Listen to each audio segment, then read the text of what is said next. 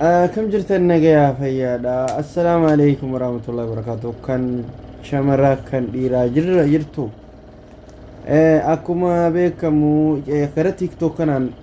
هدونا من بايت دو ما لقيتن والله لا نيس بيخانيس نما بايت مبنتا يخانا مبنا من مالف ما اللي فكيت دو لغاندلو لوغي ما لقيتن نملي خينيا إرقودانا ما بكم تيف جرجر دو بيخودرا أول مرة نمني بيخود بكم تين جرجرنا بكم تين فدي ملء دفابر قافتي وابيت قافتي وانتك بقى بيتي قوتي نما هوت هواس هوت أمة هوت بكم تي سيسينا دو بيخوف جرجري ملء بكم تين جرجري أول مرة بكمون بيخو ينفددو خنا beekuutu beekamtii fida kana beekuudha qabnaa obboleeyyan keenya hundinuu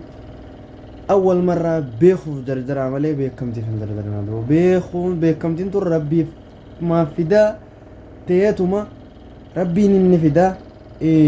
awwal marra beekuu caala wallaahi duuba beekuu yoo jennu beekaa yoo taate fedhii maleedha namni si jaallatee beekamtiillee si hanna duuba akkasii obboleeyyan keenya hawaasa bira beekamatanii waan adda addaa hin dalaginaa tan dharaatis maarree hin jiru ka viidiyoo irratti daleetanis hin jiru akkana rabbiin nurraan jaallatu obboleeyyan keenya waan akkanaarraa qusadhaa isiniin jenna akkuma wallaalummaa keenyaatti isiniif dabarsine dhimma kan itti fayyadama saniifuu obboleeyyan keenya warreen beekamtiif jettanii waan hin taane duban hojjetin hawaasa dhaloota booda dhufuuf wallaala taati wallaala bakka namni akkasuma leenjisa namni waa beeytan olumaatu waan barsiisa bas kana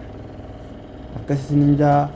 ergaa jabduu tana laayik godhii ummata akkasii jan biraan gaa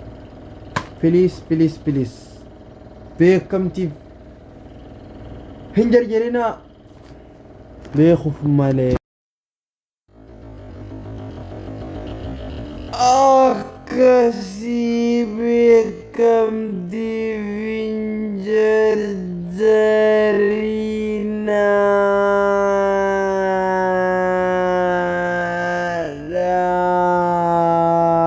beekuu malee akkas obboleeyyan keenya like